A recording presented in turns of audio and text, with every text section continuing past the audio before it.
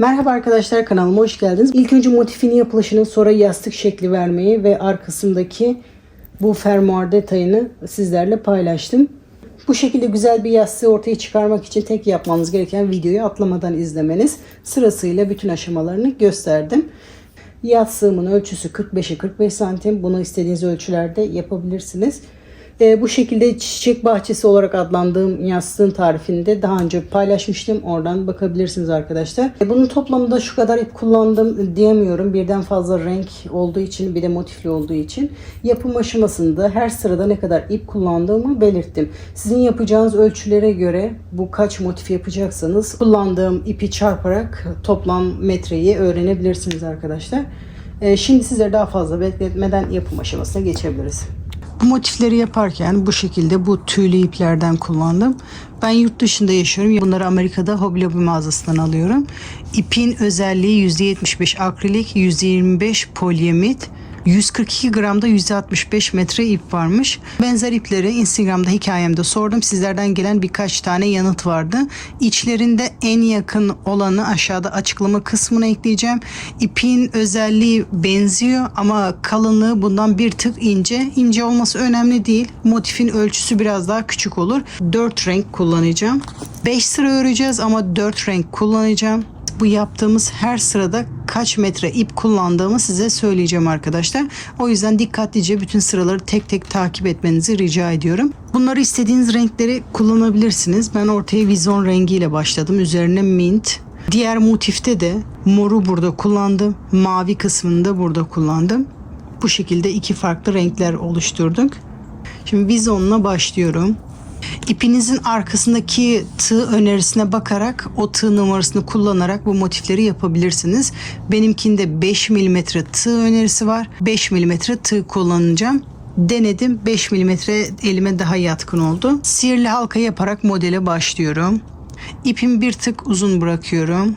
Bu şekilde ortadan parmağımı doluyorum. Bu sardığım ipin arkasından bir tığım geçirip ipi alıyorum. Bir zincir atarak halkamı oluşturuyorum. Trabzan yaparak başlıyorum.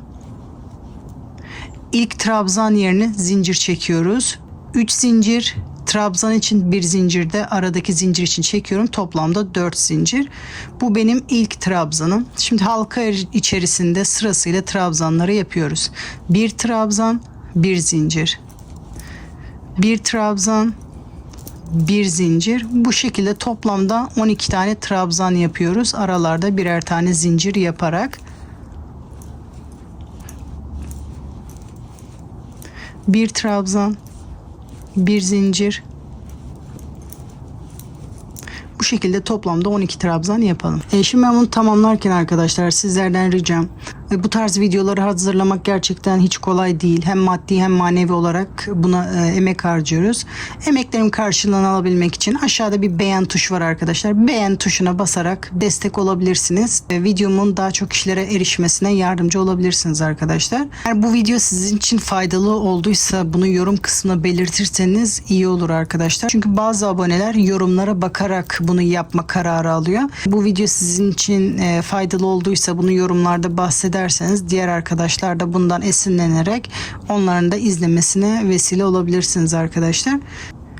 Toplamda 12 trabzan yaptım. Halkamı iyice sıkıyorum. Bir zincir çekerek burada zincir çekerek başladığımız yerde 3. zincire batıyorum. İlmeğimi oradan geçiriyorum. Bir iz sürme yaparak motifi bitiriyorum. Bakın ortası açıldı. Bir zincir çekerek ipimi kesiyorum. İlk sırayı bu şekilde bitiriyoruz. İlmeğimi ipten çıkarıyorum. Bunu düğüm atmazsam bunu gerdirince burası daha çok açılıyor. O yüzden bu halkayı iyice sıktıktan sonra bu diğer ipiyle düğüm atıyorum. Açılmaması için 2 düğüm yapıyorum. Çünkü açılıyor. Ortadaki halka açılıyor. Onu önlemek için 2 sıkı düğüm atıyorum. Sonra ikinci sıraya geçiyorum. Şimdi bu orta kısmı için bu fazlalık ipi de sayarsak normalde burası için 3,5 metre ip gidiyor. Bunları da sayarsak yaklaşık 4 metre olarak sayabilirsiniz böyle fazlalık iple. İlk sıraya 4 metre diyelim. Şimdi ikinci sıraya geçiyorum. İkinci sırada hangi rengi kullanmak istiyorsak o rengi alıyoruz. Bir zincir. Burada zincir yaptığım yerin yanında başlayarak yeni sıraya başlıyorum bu şekilde. Bunu ilk zincir olarak sayıyorum. 2 zincir daha çekerek ilk trabzanımı oluşturuyorum. Zincir çektikten sonra tığımı doluyorum. Aynı boşlukta ipimi alıyorum. Normal trabzan yapıyormuş gibi ikisini birlikte yapıyorum. Tığımda tutuyorum. Tekrar bir sefer tığıma doluyorum. İkisini birlikte yapıyorum. Sonra üçünü birlikte yapıyoruz. Arada 2 zincir. Bu sırada köşeler yapmaya başlayacağız ama aynı boşluklara batmayacağız. Sonuncuyu burada yapacağız. Bu köşenin tek yarısı oluyor. 2 zincir. Tekrar tığıma doluyorum. Bu ipleri de arkada böyle gezdiriyoruz. Sıradaki boşluğa batarak trabzan yapıyoruz ama ikisini birlikte çekip tığımızla tutuyoruz. Burada 3 sefer yapacağız. İlk baştakini burada zincir yapmıştık. 3 sefer bu işlemi yapıyoruz. Tığıma doluyorum. İkisini birlikte tığımda tutuyorum. Tekrar bir sefer daha yapıyorum. Burada ikisini birlikte yaptıktan sonra hepsini birlikte bu şekilde çekiyorum. Arada 2 zincir. Bu aradaki bir zincir çektiğimiz yerlere batıyoruz. Bütün boşluklarda birer tane işlem yapıyoruz. Şimdi sıradaki boşluğa gidiyorum. Buradaki işlemin aynısını yapıyorum. İkisini birlikte tekrar tığımı doluyorum. İkisini birlikte tekrar tığımı doluyorum. İkisini birlikte, en sonunda da hepsini birlikte yapıyoruz. Şimdi köşe için 3 zincir çekiyorum. Bu işlemi sıradaki boşluğa yapmaya devam ediyorum. Burası köşe olmuş oluyor. Sıradaki boşlukta aynı işlemi tekrar ediyoruz. İkisini birlikte, ikisini birlikte, şimdi hepsini birlikte bu şekilde çekiyoruz. Arada 2 zincir. Şimdi bu da köşenin diğer tarafı oldu. Bununla birlikte böyle toplamda 3 tane olacak. Bir tanesi köşenin diğer tarafı için, bir de arada bunu yapmamız gerekiyor.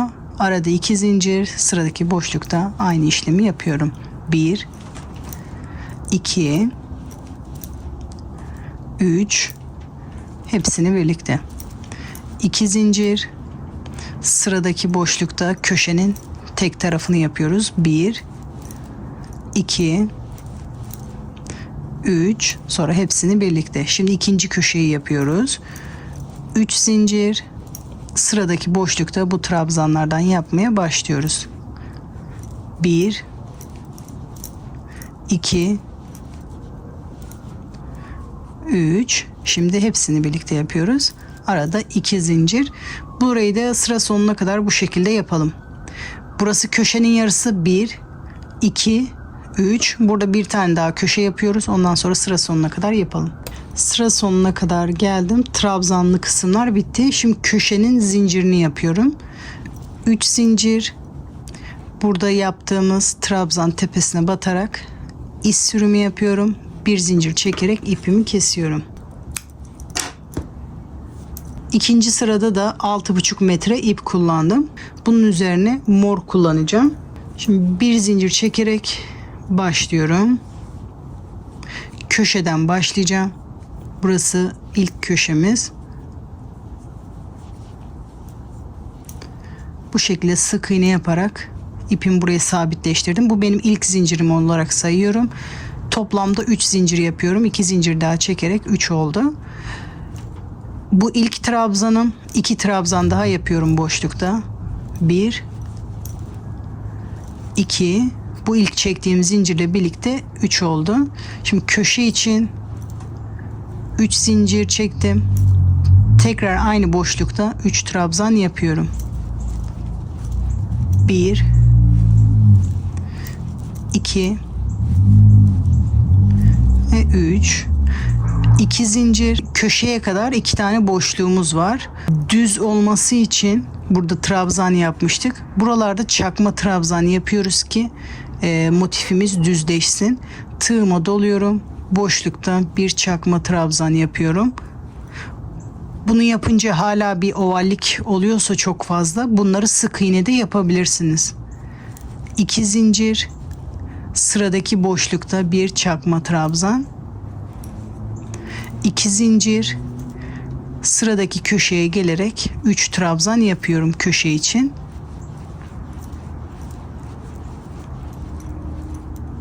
Arada 3 zincir, tekrar aynı boşlukta 3 trabzan yapıyorum.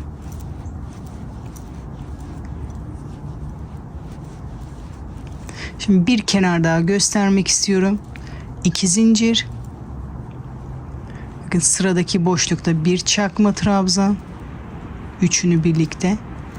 2 zincir. Sıradaki boşlukta bir çakma trabzan. 2 zincir. Köşe işlemi yapıyoruz. 3 trabzan. Arada 3 zincir. Tekrar aynı boşlukta 3 trabzan yapıyorum.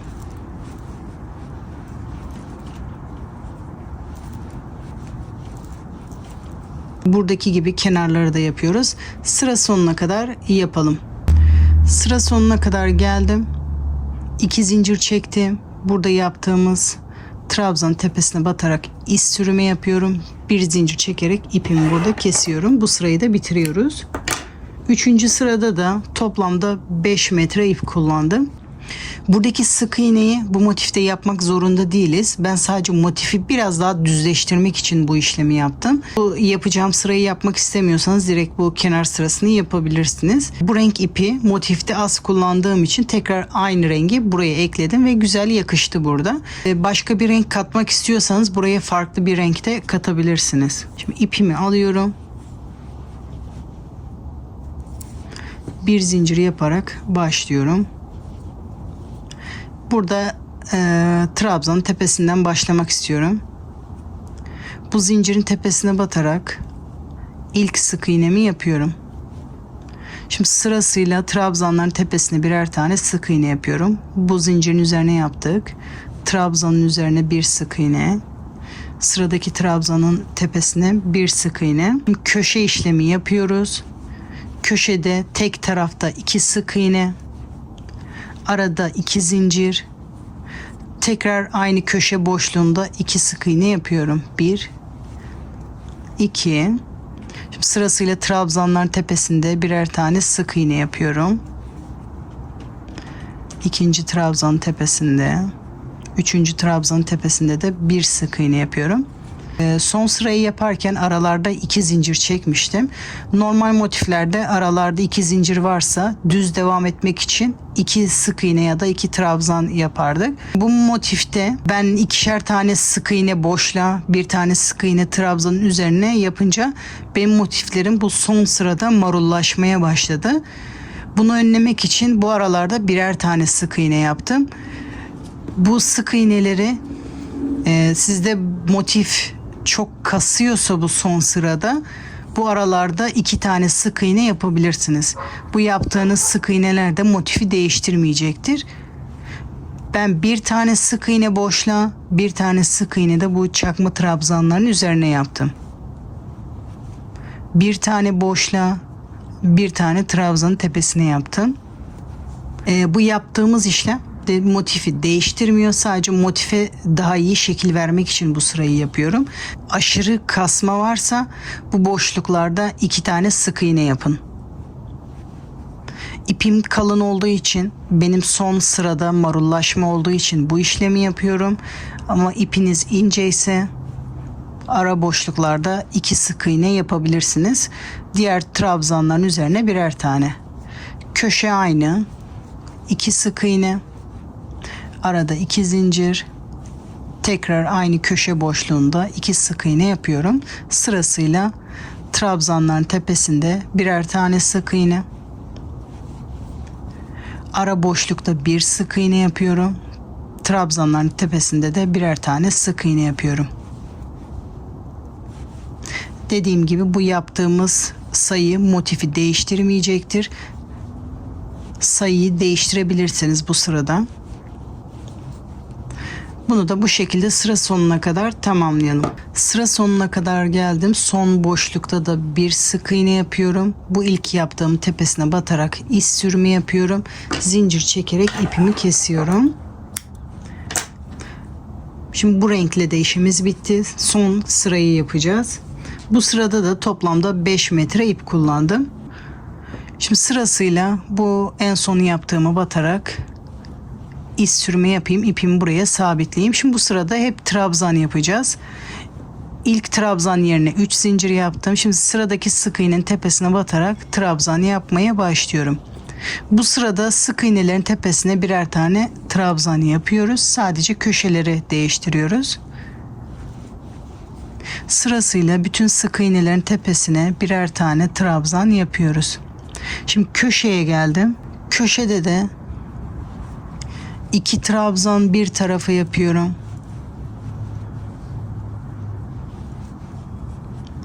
Arada 2 zincir. Tekrar aynı boşluk içerisinde 2 trabzan yapıyorum. Şimdi sırasıyla bu sık iğnelerin üzerlerine birer tane trabzan yapıyorum köşeye kadar.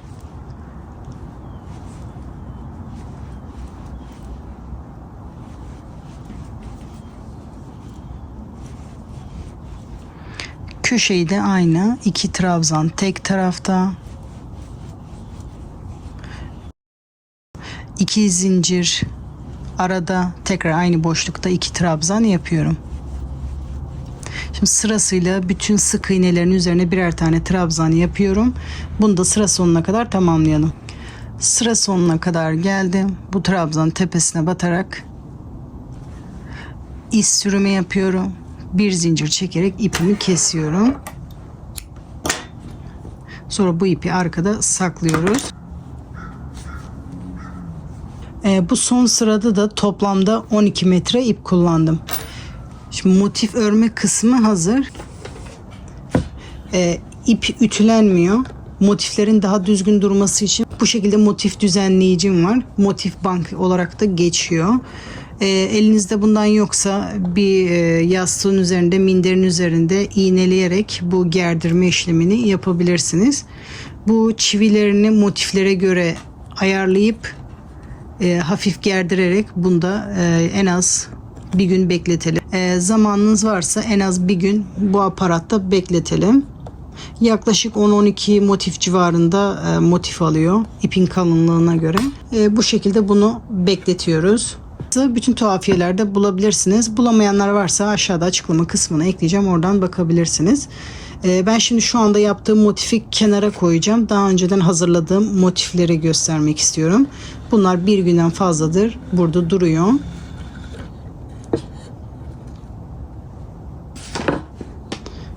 Bakın çıkarınca ne kadar güzel duruyor. Şimdi bunları birleştirme aşamasına geçebiliriz. Yastık yaparken bunun yastığımızın genişliğine göre belirliyoruz. Bunu birazdan nasıl ölçü aldığımızı göstereceğim. Motifleri o şekilde ayarlıyoruz. Yastık için 4 sıra 4'er tane motif ekledim. Diktikten sonra bakacağım yastığım için yeterli mi? Eğer ihtiyaç olursa kenarlara motif ekleyebilirim. Yastığınıza göre ayarladıktan sonra motiflerimizi kaç tane eklemeniz gerekiyorsa benimki 4 tane yeterli benim yastığım için. Kullandığım yastık 45'e 45 santim. Benim yaptığım motifin genişliği 15 santim oldu. 15 santim yapınca 4 tane motif benim için yeterli oldu. Birleştirme kısmını renkli de yapabilirsiniz, düz renk de yapabilirsiniz. Ben düz renk göstereceğim. 2 motifi alacağım. İlk önce bir zincir çekiyorum. Birleştirme yaparken şu trabzanların arka tellerine batacağız. Şöyle bir kolay birleştirme yöntemi var. Normal sırada iz sürme yapar gibi benden taraftaki motifin arka teline, diğer motifin de benden taraftaki teline batarak bu şekilde iz sürme yapabilirsiniz. Bu kolay yolu. Sırasıyla bu şekilde iz sürme yaparak tamamlayabilirsiniz. Ama bu şekilde olunca bu yaptığımız iz sürme bu tarafta kalıyor. Diğer taraf sadece bir çizgi şeklinde oluyor. Bu yaptığımız iz sürümü ortada olmuyor. Tek tarafta oluyor. Ben bu yaptığımız iz sürmenin direkt ortada ikisinin üzerinde olmasını istiyorum. O yüzden şu şekilde birleştireceğim. Bir zincir. Yine aynı şekilde birer tane teline batacağım ama motifi tutma yönümüz önemli. Benden taraftakinin arka teline battım. Bu ipimiz aşağıda duracak. Daha kolay batmak için. Normalde buradan arkadan öne doğru batırıyorduk. Diğer motifte de önden arkaya doğru batırıyoruz. Bu şekilde batarsak iz sürmemiz ortada olacak. Az önceki gibi iz süreceğiz ama tam ortada olacak. Bu şekilde iz sürme yapıyorum. Bir tel buradan.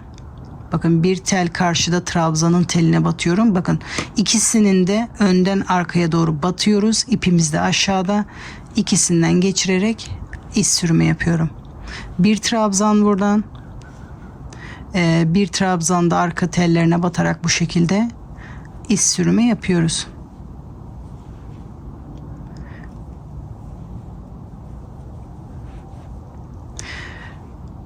Görüntüsü önemli değil. Benim için kolay olsun diyorsanız az önceki gibi yapabilirsiniz. Ya da dikerek de yapabilirsiniz bu işlemi. Ama dikme işlemi biraz zor oluyor bu iple. Sürekli takılıyor, tüylü bir ip olduğu için. İz sürmek daha kolay. Görüntüsü de daha hoş duruyor. Dediğim gibi bunu dikerek de yapabilirsiniz. Bakın gördüğünüz gibi iz sürme tam iki motifin arasında kalıyor ve motifler daha düzgün duruyor. Bunu köşeye kadar bu şekilde birleştiriyoruz. Bir tel buradan, bir tel de karşıdan bu şekilde iz sürme yapıyorum. Köşeye kadar yapalım. Köşeye kadar geldim. Son trabzanları yaptım. Bu köşelerde 2 zincir çekmiştik aralarda. Şimdi bir zinciri bu yönde kullanacağız. Bir zinciri diğer yönde kullanacağız. Şimdi köşelerden sadece birer tane zincirlerini ekleme yapıyoruz. Bir tel buradan. Zincirlerin de aynı şekilde bir tellerine batıyoruz. Burayı da iz sürme yapıyoruz.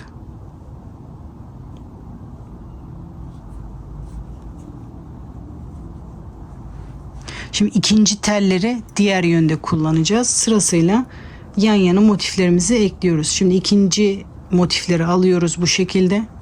Şimdi sadece tek yöne gidiyoruz. Kaç tane birleştirmek istiyorsak. Şimdi sıradaki motifin de benden taraftaki bu taraftakine değil, bu diğer taraftaki teline batıyoruz. Bunu diğer yönde kullanacağız. Zincirin tek teline, diğer motifin de bu taraftaki zincirin tek teline batıyoruz. İz sürme yapıyoruz. Buradaki mesafeyi de ayarlamam gerekiyor.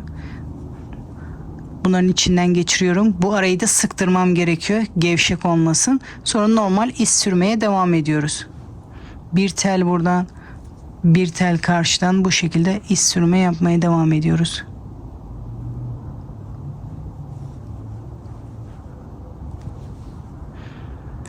Böyle kaç tane motif birleştirmek istiyorsak yan yana birleştiriyoruz.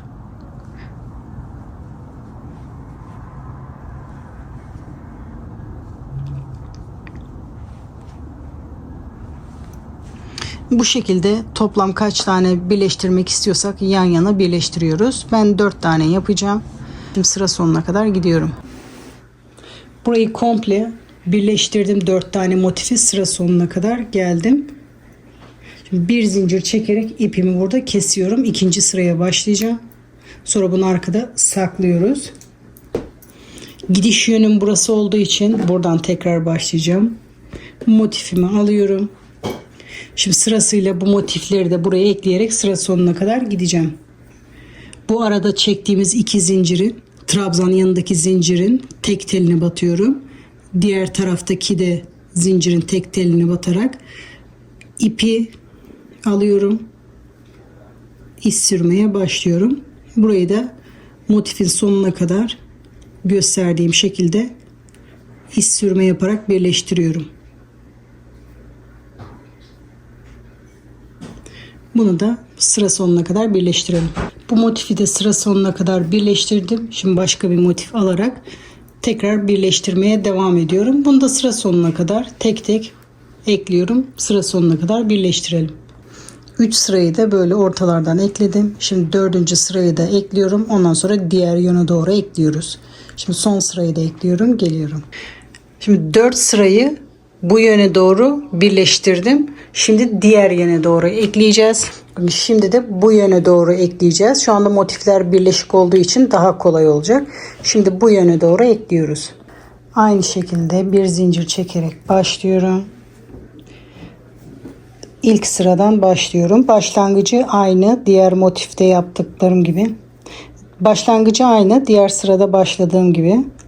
Zincirin arka teline batıyorum. Bu ipi arkada tutuyoruz. Şimdi zincirin arka teline, karşıdaki motifin de zincirin arka teline batıyorum. İz sürme yapmaya başlıyorum.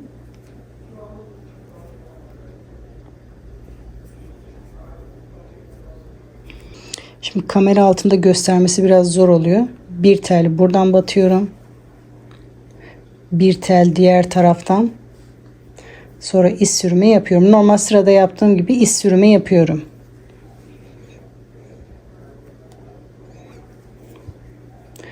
Normalde daha kolay birleştiriyorum ama şu anda kameranın altında zor gösterdiğim için biraz zor oluyor. Bir tel buradan.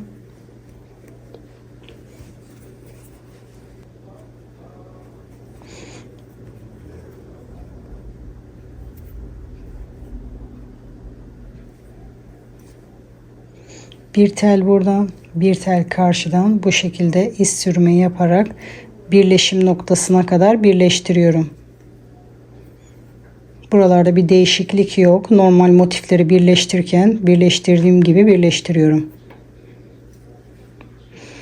Bu ek yerine kadar bu şekilde birleştirelim. Şimdi ek yerine kadar geldim. Trabzanları yaptım. Şimdi buradaki zincirlerin tek teline de batarak iz sürümü yapıyorum.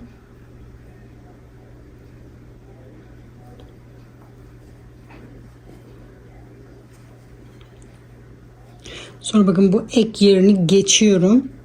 Bu taraftaki zincirlere batıyorum. Bunun bir telini, karşı tarafında zincirin bir teline batarak burada da iz sürümü yapıyorum. Burayı da bu şekilde geçiyorum. Sonra sırasıyla diğerlerini birleştirmeye devam ediyorum.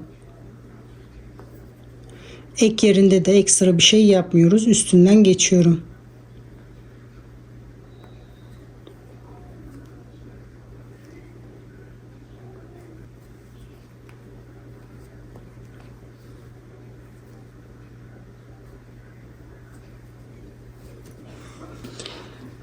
Şimdi burayı da sırasıyla sıra sonuna kadar birleştirelim.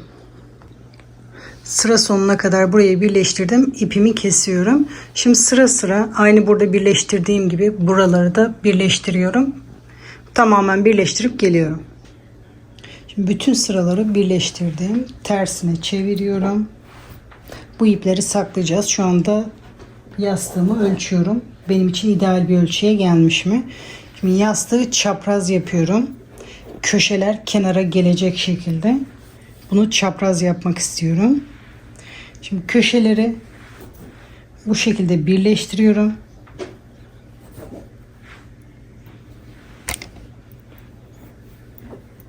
Bu köşeler ortada ucuca geliyorsa bu ideal ölçüye gelmiştir. Gördüğünüz gibi biraz daha eklersem bu köşeler taşıyacak. Sizin bu yastığınız diyelim ki şu şekilde küçük oldu. Ama bir sıra daha motif ekleyince bu çok büyük olacak. Bunun yastığa denk getirmek için bu çevresine bir sıra trabzan ya da iki sıra kaç sıra eklemek istiyorsanız ekleyerek bunu köşeye kadar gelmesini sağlayabilirsiniz. Yastığın ideal ölçüsünü tekrar bakıyorum. Katladığım zaman köşeler ucuca geliyor. Bu kenarda tam köşeye kadar geliyorsa ideal ölçüye gelmiştir. Bunu da hafif gerdirerek yastığa takacağız. İlk önce bu şekilde ortadan ikiye katlayacağım. Bu kenarı birleştirmeye başlayacağım. Aynı normal motifleri birleştirirken yaptığım iz sürmeyi yapacağım. Bu kenardan bu tarafa geleceğim daha rahat birleştirmek için.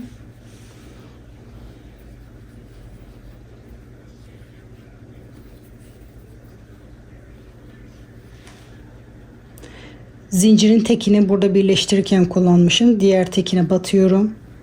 Aynı şekilde Diğer tarafında tek zincirine batıyorum. Birleştirmeye başlıyorum.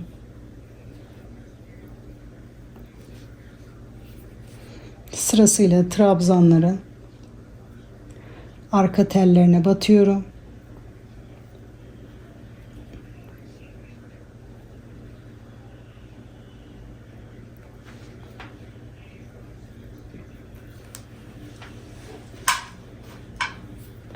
Burayı da normal motifleri birleştirirken birleştirdiğim gibi sıra sonuna kadar iz sürme yaparak birleştiriyorum.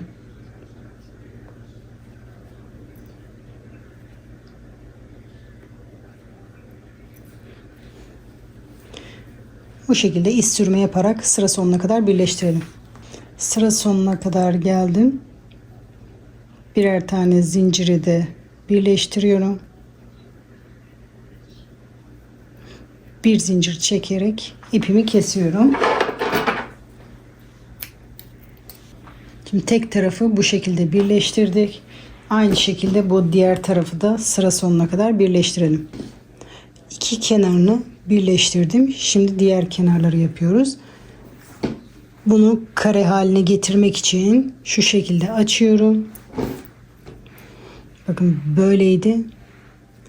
Ortalardan çekince bu direkt kare şeklini alıyor.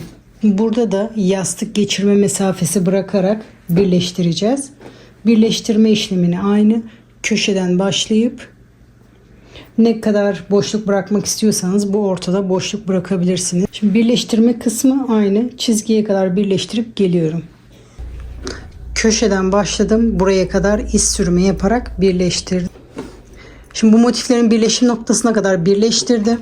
Şimdi bu ara mesafeyi yastık geçirmek için boşluk bırakacağım. Buradan bu birleşim noktasından tekrar köşeye kadar birleştireceğim. Şimdi bu yastık geçirme mesafesini de bakın şu anda çok esniyor. Esnememesi için tek olarak iz sürme yapmaya devam edeceğim. Burada birleştirmiştim. Birleştirerek geldi. Şimdi bundan sonrasını tek olarak iz sürme yapıyorum. Diğer birleşim noktasına kadar. Esnemeyi önlemek için yapıyoruz bunu. İsteğe bağlı, isterseniz yapmayabilirsiniz de. Böyle arka tellerine batarak iz sürümü yapıyorum. Aynı şekilde bu birleşim noktasına kadar yapalım. Tek olarak bu birleştireceğim yere kadar geldim.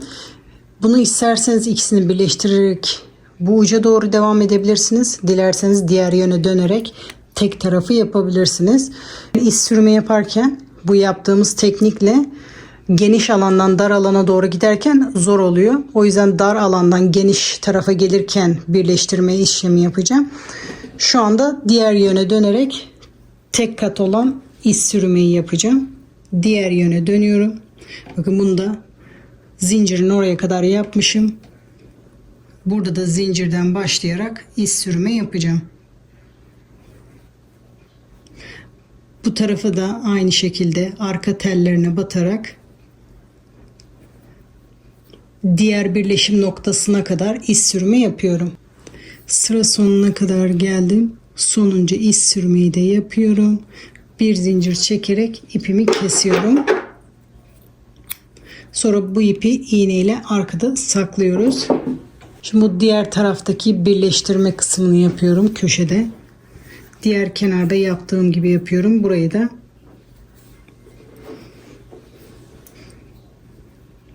iz sürme yaparak birleştirmeye başlıyorum.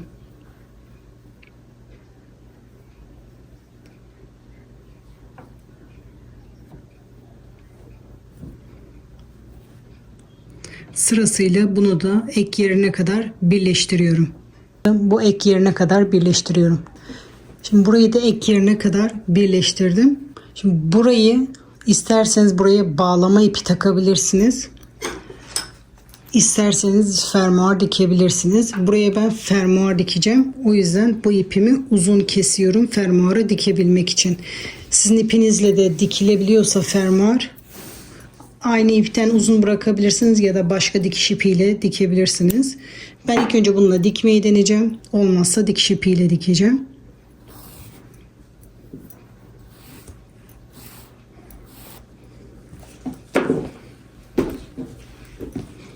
Şimdi bu uzunlukta bir fermuar ayarladım.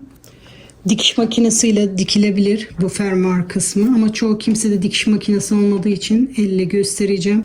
Fermuarı dikebilmek için ucu sivri, bu baş kısmı da geniş iğne tercih ediyorum.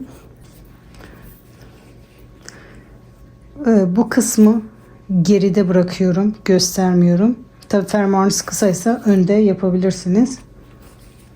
Şimdi sırasıyla bu iz sürme yaptığım yerden beri dikmeye başlayacağım. Bu iz sürme yaptığım yerden batıyorum aşağıya doğru.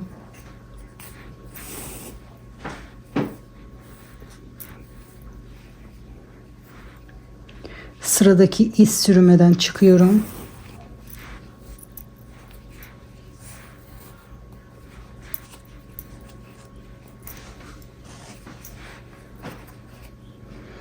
Sıradaki iz sürmeye batarak aşağı doğru iniyorum. Bu şekilde bir yukarı bir aşağıya her iz sürmeden dikiyorum. Sıra sonuna kadar bu şekilde dikiyoruz.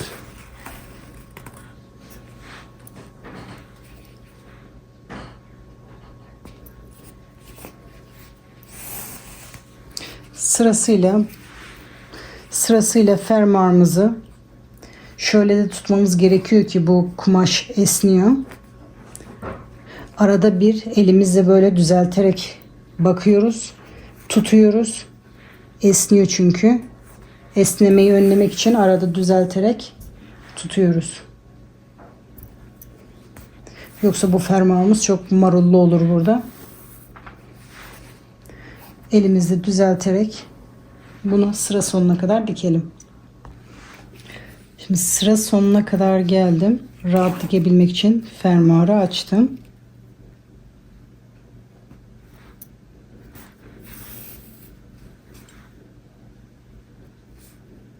Burada bir sefer burayı sağlamlaştırmak için, esnemesin diye bir tur bu şekilde dikiyorum. Ondan sonra diğer tarafa geçiyorum. Şimdi diğer tarafa dikmeye başlayacağız.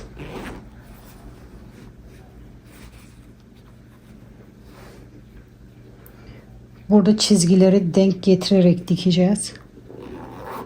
Fermuarı açıyorum daha rahat dikebilmek için. Burayı da aynı şekilde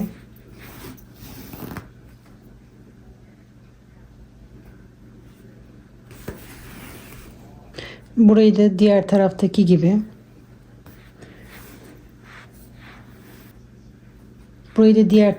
gibi iz sürmeden bir yukarı bir aşağıya doğru bu şekilde tutturarak diğer uca kadar dikiyorum. Burayı da diğer birleşim noktasına kadar birleştiriyorum. Bu çizgilerin de birbirine denk gelmesine dikkat ediyoruz. Bu şekilde diğer tarafta dikelim. Fermuarımı sıra sonuna kadar diktim. Burada düğüm atıp ipimi arkada saklıyorum. Fermuar isteğe bağlı. Bunu daha önceki yastıklarda gösterdiğim gibi zincir çekip buraya bağcık da yapabilirsiniz. Şu anda yapacağım aşamada isteğe bağlı. Yastığı isterseniz bu şekilde bırakabilirsiniz. Bu fermuar kısmını kapatmak için şu anda yapacağım işlemi yapabilirsiniz. Bu yapacağım işlemi bu birleştirdiğim yarım köşeden başlıyorum. Bu fermuarı kapatmak için tek tarafa yapıyoruz. İpimi alıyorum. Bir zincir yaparak başlıyorum. Şimdi bunu birleştirme aşamasını yaparken bu trabzanların arka tellerine batarak birleştirme aşamasını yapmıştık. Şimdi ön tellerine batarak trabzan yapacağım. 2 zincir çekerek başlıyorum. Bu ipi en son saklayacağız. Şimdi bu trabzanların benden taraftaki tellerine batarak trabzan yapıyoruz. Bunu kapama aşaması için yapıyoruz. Trabzanların tepesine birer tane batarak bu şekilde trabzan yapıyoruz. Bu kısım isteğe bağlı. Bunu yapmak zorunda değilsiniz. Daha iyi görüntü olmasını istiyorsanız bu şekilde bu trabzanların benden taraftaki tellerini bu şekilde trabzan yapabilirsiniz. Böyle sıra sonuna kadar yapıyorum. Fermuarın orada da aynı şekilde benden taraftaki tellerine batarak trabzan yapmaya devam ediyorum. Bu sıra sonuna kadar yapalım. Sıra sonuna kadar Benden taraftaki tellerini bu şekilde trabzan yaptım. Fermuar kısmında bu şekilde kapattı. Bu gözünüze az geldiyse bunun üzerine bir sıra daha yapabilirsiniz. Şimdi sıra sonuna kadar geldim. İpimi uzun kesiyorum. Bunu buraya tutturacağım. Şimdi sadece bu uç kısmını tutturabilirsiniz. Burada böyle açık olmasının bize bir faydası yok. Sadece fermuar kısmını açık bırakırsak yeterli. Bu tarafta yaptığım gibi bakın diğer tarafa tutturdum. Diğer ucu da burada yaptığım gibi dikeceğim. Bu yaptığımız işlemi sadece şu açık kısımda da yapılabilirdi. Ek yeri belki belli olurdu, olmazdı, onu bilmiyorum. Boydan boya da yapmanıza gerek yok. Ben burada ek yeri belli olmasın diye, burası kabarık olmasın diye boydan boya yapmak istedim. Şimdi bunu sırasıyla bu trabzanların tepesinde, burada da trabzanların altında dikiyorum, tutturuyorum. Sırasıyla bütün trabzanların tepesinde tutturma işlemini yapıyorum. Fermuarın oraya kadar bu işlemi yapıyorum.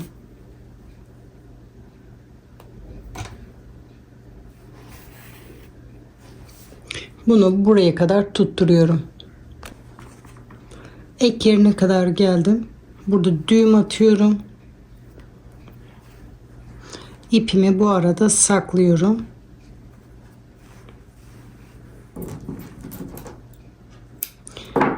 Şimdi bu aşama da bitti. Şimdi yastığımızı geçirip bitmiş haline bakabiliriz. Gördüğünüz gibi modelin yapılışı çok güzel. Arkada bir kadife yastıkla sunum yaptım. Kadife ile çok güzel durdu ikisi. Böyle yumuşacık bir yastık oldu. Ben ikisini çok beğendim. Renk uyumları harika oldu arkadaşlar. Bu şekilde daha önce çiçek bahçesi olarak adlandırdığımız yastığı da paylaşmıştım. Bu şekilde bir yastıkla da sunum yapabilirsiniz. Bu şekilde düz bir yastıkla da rahatlıkla kullanabilirsiniz arkadaşlar. Ben iki görüntüyü de çok beğendim. Renkleri ve ipin dokusunu ben çok beğendim. Kadife ile harika duruyor. Bu yastığı tamamıyla ben bitmiş halini çok beğendim. Sizlerin fikirlerini de çok merak ediyorum. Sizler de gerçekten beğendiniz mi? Fikirleriniz benim için önemli. Tek tek yorumları okuyorum. Cevaplamaya çalışıyorum arkadaşlar. Aklınızda soru işareti varsa yorumlara yazabilirsiniz. Yapacak arkadaşlara kolay gelsin diyorum. Sıradaki videolarda görüşmek üzere.